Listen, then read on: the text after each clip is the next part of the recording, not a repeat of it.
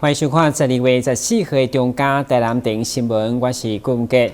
但是112年总务省案，因为也有干部水利电视局处业的成员，所以议会上午开临时会。不过，农业的新务省会中议员赵坤元因为不满被叫做恶德议员，希望市长甲警察局长公开伫议事厅行以清白。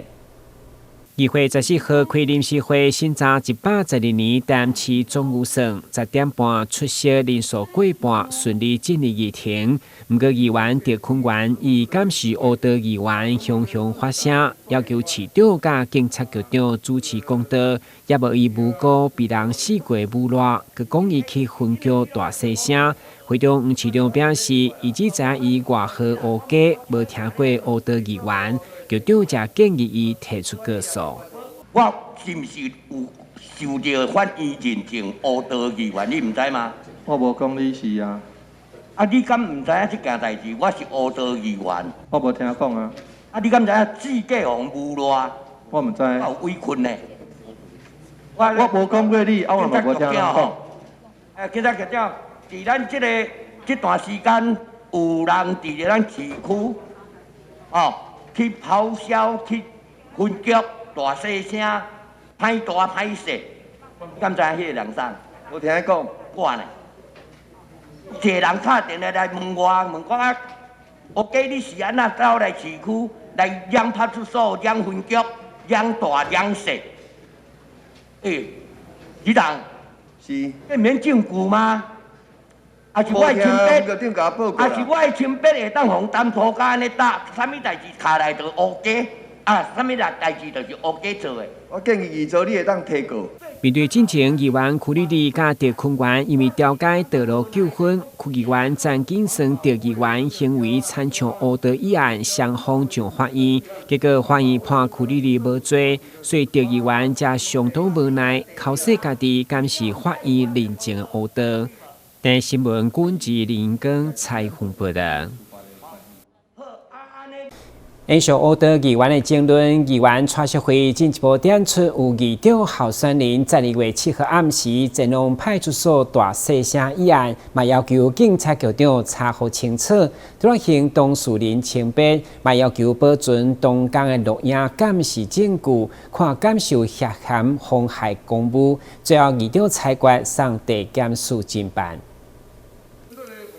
议会临时会延续议员赵坤元讲有人伫警局大细声一事，对此议员蔡淑慧特明白点出是12月7号暗时9点到11点，有议长候选人因为疑似网络霸凌，前往中正派出所大细声。蔡议员要求警察局长调查清楚案情，并且保存当时录影的证据，敢有妨害公务。如果是警方辞职，这个当事人就有权利在派出所咆哮我们警方吗？他有没有这个权利？有没有这个权利？你跟我说，有没有这个权利？因为不知道状况，没有办法回答议座。局长，你们要睁眼说瞎话。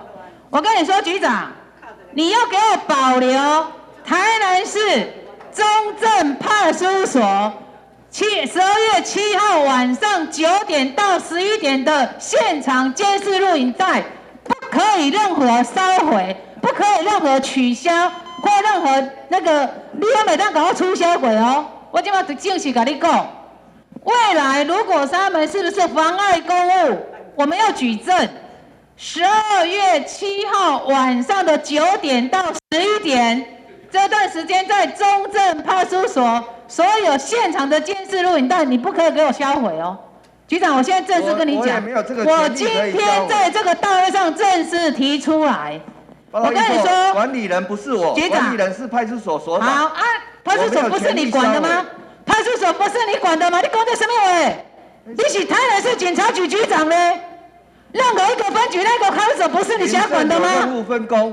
蔡议员伫质询当中，因为本局长讲出调监视器是派出所长负责，以及干是针对性的政治议题，引发议员不满，嘛惊证据因此被毁掉，有2摆局长差点被赶出议事厅。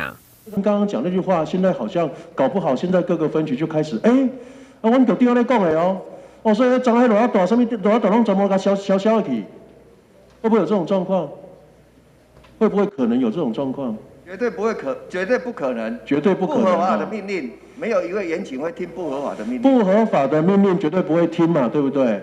那照你这样讲起来，那这3年多来，台南市政府警察单位发生的警纪事件，不就是个屁？他就是必须要负责。你本来就应该要做的事情，不要跟我讲那么多啰里吧嗦。今天议员是在提醒你，该做的证据保全，该做的行政规则要怎么做，哪是让你这样子随便高兴这样子翻云覆雨的？所以麻烦一下注意一下，警察不卷入行政注意一下，行政中注意一政治下的纷争，警察不介入。注意一下你基本的态度好不好？你现在是在反质询还是要干嘛？有请你回答了吗？我只是在跟议座表达。我有请你回答了吗？我有请你回答了吗？政治的纷争。主席，请他出去。哦，你知影，看你会当帮阮主持一个公道，安尼遮简单的代志。你竟然讲甲遮啰里吧嗦，你实在我就甲你处理嘛。我只要搁讲一句，准备来赶出去。不你讲一届，我讲一届就是讲你若提过，我甲你处理嘛。你了赶出去。原本单纯要新武省的临时会，却引发乌道议员甲议员选举前的风波。最后，议长郭信良裁决将涉嫌妨害公务一案移送地检署侦办。台南新闻军籍林英庚采访报道。台南市政府积极推动一区一公园的计划，为伫柳营樱花地风池，就将变成特色公园。预定明年7月底完工，到时就来提供民众休闲的好所在。未来若拄到大雨，冒减轻水患的功能。地风池是水利防治因子的重要设施，也毋过落大雨，风台并不是常常发生。因此，台南市政府将柳营区樱花地风池变成特色公园。咱这个治洪池吼，平常时对着咱水利的设施吼，防洪是足重要的。但是防洪毋是一年趟天拢咧淹水啊，吼是这个落大雨啊，风台过一个真正淹水。啊，无平常时的时间咧创啊，咱就甲设计好水啊公园。其实咱台南市有几啊座治洪池吼，拢即马甲优化、甲美化、甲绿化，会变做平常时无做大水的时阵这个治洪池就变做水啊公园。公园工程总经费为1000万，以明朝地形讲时期的文化风景作为特色元素，并利用部分以及既有的空间元素纳入设计，整体适合不同的年龄层来做使用。那这个公园整个面积是占大约2公顷。那现在我们特色公园的部分大概是4500平方公尺。这个地方是很多民众喜欢来休闲的地方。那我们希望说，未来这一个工程能够完成以后，可以让我们这一个原来是治洪效果的一个公园，能够再提升。动土仪式开始，开工顺利。第2铲，动土平安。第3铲，一切圆和吉祥，请掌声鼓励。这座公园预计在明年7月底完工。未来这座樱花地风池特色公园，除了有减轻水患的功能，同时让民众有了休闲的好去处。台南新闻杨顺怀采访报道。先休息一下，马上回来新闻现场。疫情期间，为了消毒，许多人洗手洗到脱皮发痒。静心生技因此投入进口精油皂的贩售，希望透过进口精油皂机，让民众洗手抗菌，同时还能滋润保湿。而与中油多角化商品在来速咖啡贩售精油手工皂也有半年多，受到社区民众喜爱。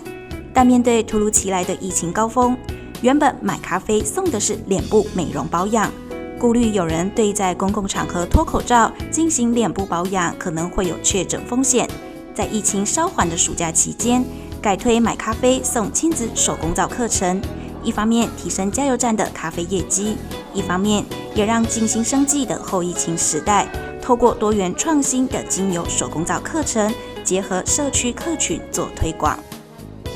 其实，在疫情之后，其实我们这个美容的行业已经就是因为戴了口罩就没有办法做脸。那其实我们在这段时间的经营的时候呢，也非常的辛苦。那几乎想说啊，不然就找一个方法，怎么来接我们这段时间没有办法，就是说脱口罩的一些行动的美容。还是做一些美容护肤的部分哈。那我们为什么要来转介在这个精油皂里面？因为精油皂本身就是在做清洁，我们想它变成说推广这个，让学员他们除了说精油皂学完之后怎么使用，然后教他们做一些手作，除了这一份的这个一些手作的收入以外，然后我们也让学员就是延续让他们经营一些这样精油皂，怎么在家里自己创业做小型的一个创业，或者说他们怎么在那个团购里面去做，跟很多团主呢一起来合作卖这些精油皂。公司的精油皂是很天然的，洗后很滋润保湿，是值得推荐的伴手礼盒。那疫情期间呢，我就跟公司批来卖给朋友，增加一点收入。为了让公司的收入不因疫情中断，原本主攻行动美容师培训的静心生技，不得不停下许多美容师的培训业务。转从零售精油皂，再到手工皂教学。除了来速咖啡，静心也与市民学院合作，让参与的学员有机会创造事业第二春。有一天我开电视起来，我看到阮隔壁里活动中心伊咧推广2度就业，2度就业伊内底都有咧讲到行动美容，有咧学精油皂。这是我真兴趣的，所以我就想尽办法去报名。我起头我是送给朋友，朋友感觉我这个物件真好，手工精油皂，所以又叫我回去做来卖，所以我就开始愈有信心，我做来卖朋友，卖朋友佮介绍一寡人。那最近我们课程都是把这些传统的精油皂，把它演成在生活里面。那像有人在蔬菜水果类，然后水果的精油皂，这个都一般我们在传统里面的精油皂是没有人这样子做过。但是如果说做成四方形的精油皂，又没有什么特色。那我们为了让精油皂更活化、更创意，所以我们把精油皂也用在生活上，像我们的一些柿子水果皂，还有一些像我们的丝瓜皂，还有玉米这些做得很像我们生活上的这些模型，然后让客户人很喜欢这种东西。一场疫情让各行各业都受到不同程度的影响，静心生技以正向的态度迎战疫情，努力发展不同的经营策略，既不影响原有客群消费市场，也能因应疫情创新多元商品。这场疫情目前逐步趋缓，我们的生活也慢慢恢复过往。想多份收入的你，或许能从手工皂开创出另一个圆梦的好契机。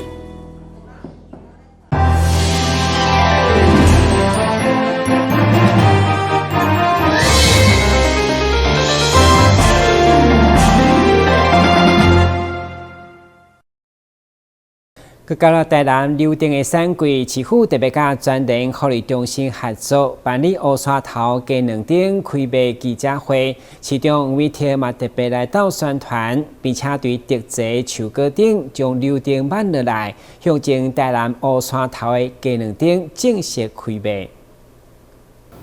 一粒一粒金色的外观，柳丁的产季又过来了。这摆台南市政府将台南乌山头鸡蛋丁伫全台湾的专人福利中心做贩售。我想咱台南的柳丁足出名，尤其咱乌山头的鸡蛋丁，咱去年伫云林、嘉义、台南这个全年试卖，今有差不多400几间的专人的超商卖咱的台南乌山头鸡蛋丁。今年份大到咱全台湾超过1100间的咱专人的超市要来卖咱鸡蛋丁。市政府特别伫专人福利中心新亚民生门市举办开卖记者会。市长黄伟哲也特别出席并帮忙宣传。黄伟哲为伫一果树顶头挽下柳丁，交予专人福利中心文家处长林丽珠，向前台南乌山头鸡蛋丁正式开卖。那现在正值柳丁的盛产季节，很高兴全年能够真的慧眼识英雄，能够挑中我们最优质的柳丁，能够让这个消费者广大的消费者，不仅是我们的市民朋友们，还有许多消费地的好朋友。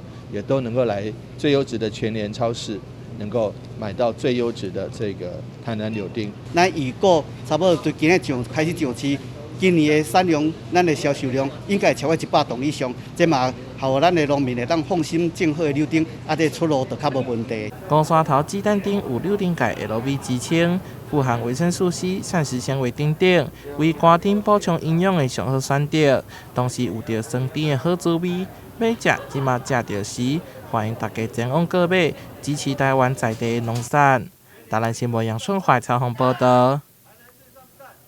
台湾细心的高比例，嘛，互吉米病院甲台大医学院结合美国、日本等跨国研究，希望针对急性腰子病对踪甲整合照护、避免死亡甚至是死亡的高风险，日前正式发表研究成果。由吉米下中心、台大医学院结合美国、日本、澳洲等跨国研究，主要就是收集全世界急性腰子病资料来分析，嘛由咱台湾死亡的高比例，为了避免对急性到慢性需要一世人死亡有6倍外的风险，甚至有3倍外的死亡率。吉米病院医生陈瑞义强调，患者的整合照顾甲后续的追踪绝对袂当轻踩。然后收录总共21篇的文章，那我们发现有急性肾脏病的病人呢，他们预后都是比较差的，包括说他们可能会比较高的机会进入到慢性肾脏病，还有进入长期透析，甚至死亡的风险也会上升。所以我们应该对于这一群急性肾脏病的病人及早介入，在门诊追踪，才不会到最后演变成死亡，甚至需要长期透析。该跨国研究的召集人台大教授吴宇生嘛强调，因的目标就是协助各人避免受到死亡的痛苦，加减少咱成为死亡亡国的歹名声。我们常常缺了一个拼图的一块，就是减少洗肾病人人口。那在这个地方，如果我们能进一步照顾这些病人，让他们减少未来转换成末期肾病的机会，这个就是我们最大贡献。那第二个重点就是这样的一个观念。获得了国外专家高度重视，所以能够发表这次高分的论文，也获得台湾肾脏医学会的重视。所以呢，这已经推行了这个国家的政策健保已经有通过，在这些病人做一个比较全面性的，包含药师、卫教师、营养师的照顾。相信不久将我们有机会减少我们透析的人口。我想这是这个论文对世界跟台湾最大的贡献。过去腰子病分做7天内急性腰子损伤以及3个月以上的慢性腰子病。不过在这个期间当中的诊断标准，这几天来正名叫做急性腰子病。医疗甲学术单位努力，得希望患者一定要早期介入治疗，千万唔通拖。今日新闻军职何强邦采访报道。随疫情渐渐稳定，挂嘴暗的管制嘛愈来愈松，相对各行各业的景气开始好转。对此，东东餐饮集团表示，因所属的真侪间餐厅的团员差不多拢被预定，嘛显示因的年菜料理备受消费者喜意。为迎接今年10天的农历假期，东东餐饮集团推出年菜套餐组合，在东东宴会市场华平喜价馆的部分，主打年菜自由配，特别精选30道新鲜现煮的菜肴，让消费者自己选择。在永大幸福馆，则是推出5人份以及10人份的外带年菜组。高雄云顶馆则是推出独家经典年菜鲍鱼干贝佛跳墙。还有荣获2022米其林指南必比登推荐的府城食府，也推出了多位中婆塞的拿手大菜，就是要满足每一张挑剔的嘴。今年的年菜重新开始，东东呢，依照往年，我们有4大天王哈，就是永大幸福馆、华平喜价馆。还有高雄云顶馆，加上今年获得必比登推荐的府城食府，这4家呢都大力推出他们今年的年菜，所以我们有除夕的团圆宴，初二有回家的回娘家宴，还有呢华平的主打自由配，有30道菜，你爱怎么选，一定会选到你喜欢的菜。那永大呢，我们主打5人10人的桌菜。那府城食府呢，它除了有热食，还推出了10道冷冻的台菜经典的高雄呢也很澎湃哈，所以我在想说，今年大家可以开怀畅饮，很辛苦，所以这一次呢，我们要很快乐来过这个非常不一样的年。除了外带年菜以及礼盒，东东餐饮集团旗下的华平喜假馆、永大幸福馆以及高雄云顶馆，更是推出除夕摩登宴活动，安排了精彩的表演以及互动游戏，甚至还有提供抽奖，最大奖有电视、礼券等各种好礼，好吃又好玩的安排，难怪团圆宴一推出就差不多被预定光。记者张硕维台南报道。伫台大新闻研究所甲总价款评合办的研讨会中，特别邀请资深的新闻工作者来分享目前媒体环境的生存甲经营改变，并且甲会中的民众沟通互动，场面相当的热烈。现代人频繁在线上活动，包括接收讯息、社交互动等，就连购物、休闲娱乐、阅读、查找都依赖网络，改变了传统的资讯接收方式。新闻媒体也面临着数位平台化的考验，在内容与流量间拉扯，重塑时代的新闻生产方向与模式。在台大研究所和中嘉宽屏合办的研讨会中，就针对新闻实践与使用者互动，邀请业界分享经验。我们讲那时候一个优势是因为苹果的市占率很高，所以当时其实新闻很快，我们不到2年，我们1天的点阅率平均值就可以破2500万。那接下来每个事件就不断的成长，有什么症结啦，有什么高雄气爆，有台南地震啊，高雄捷运等等的一些事情一直带上来哈，它的发现晨报。你知道我们最高做到1天，我在的时候最高做到4995万，差一点点到5000啊，那个目标一直还没达成。可是那时候我们去看它的整个流量来源全部都是直接流量，就是说它有80%是从 APP 进来。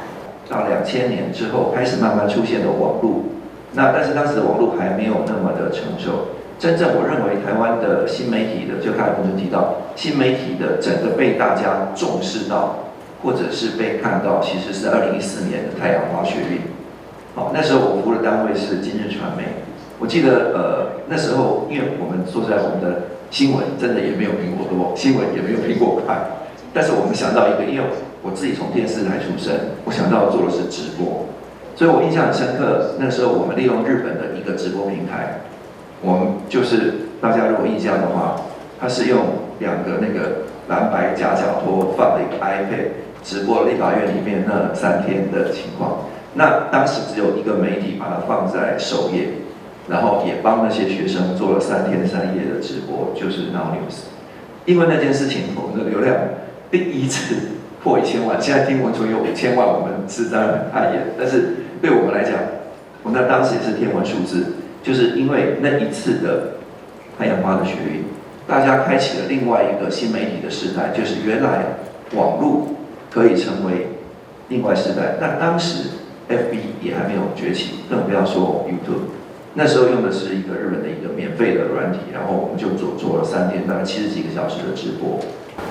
这些科技的大厂它这个提供的这些技术的资源这个除了将我们的内容这个提上去之外，很重要，它把我们的传播力这样的一个很关键的东西，它也拉到了一个他们所谓自由、平等、公开的环境中去到这个平台上去展示那所谓平等的就是他们所谓的演算法。这个演算法是没有公开的，由他决定。我们也不知道，它演算法随时都可以改变。我们并不知道它是怎么计算出来的。新闻工作者在竞逐阅听人点阅率之下，评断新闻内容的标准不再如从前的看法逻辑运作，媒体和阅听人之间相互影响，产生双向的选择与沟通关系。以新闻工作者的角度，业者纷纷面临产业困境与挑战，但在改变传统新闻产制模式时，也坚信保有公平、正确且优质的内容是永续发展的核心目标。记者温俊台北报道。